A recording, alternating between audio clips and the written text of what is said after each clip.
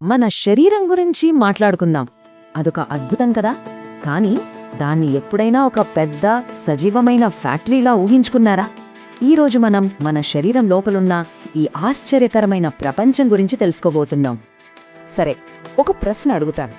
ఒక్క మనిషి శరీరాన్ని నడపాలంటే ఎన్ని ఫ్యాక్టరీలు కావాలి అనుకుంటున్నారు? ఎప్పుడైనా ఆలోచించారా? దానికి సమాధానం వింటే ఆశ్చర్యపోతారు. సుమారు 30 నుంచి 40 ట్రిలియన్లు. అక్షరాల ట్రిలియన్లు. అదెంత పెద్ద సంఖ్యో తెలుసా? మన గెలాక్సీలో ఉన్న నక్షత్రాల కన్నా కూడా ఎన్నో రెట్లు ఎక్కువ. నమ్మశక్యంగా లేదు కదూ? మన శరీరంలోనే ఇన్ని ఉన్నాయంటే. అయితే ఇంత పెద్ద సంఖ్య వెనుక ఉన్న అసలు విషయమేంటో చూద్దాం. ఈ ఫ్యాక్టరీలో అంటే ఏంటో తెలుసుకుందాం. నిజానికి అవి వేరేవేవి కాదండి. మన శరీరంలో ఉండే ప్రతి ఒక్క కణమే ఒక చిన్న కర్మాగారం అన్నమాట. కరెక్ట్, కణం. అదే మన శరీరంలో ఉండే ఒక చిన్న బ్రతికున్న ఫ్యాక్టరీ. ఇలా ఫ్యాక్టరీతో పోల్చి చెప్తే కణం ఎలా పనిచేస్తుందో చాలా తేలిగ్గా అర్థమవుతుంది. ఇదేదో ఊరికే సరదాకి చెప్తున్న పోలిక కాదు. సైంటిస్టులే స్వయంగా చెప్తారు, ప్రతి చిన్న కణం ఒక సూక్ష్మ కర్మాగారంలా పనిచేస్తోంది అని.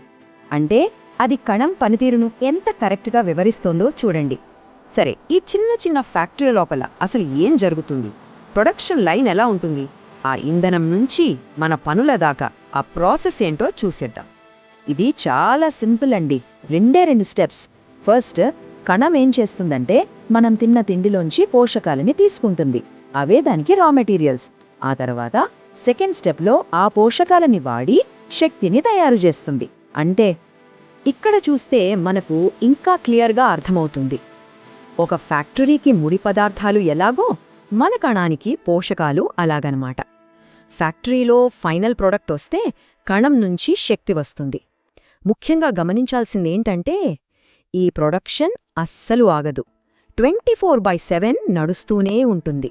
అసలు ఇంత చిన్న స్థాయిలో కంటికి కూడా కనిపించని లెవెల్లో ఈ పని అంతా జరగడం దేనికి? ఈ కోటానుకోట్ల ఫ్యాక్టరీలు ఎందుకు పనిచేస్తున్నట్టు?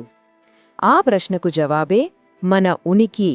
ఈ ఫ్యాక్టరీలు తయారు చేసే అద్భుతమైన శక్తి వల్లే మనం బ్రతికి ఉన్నాం, మనం కదలగలుగుతున్నాం, మనం ఆలోచించగలుగుతున్నాం.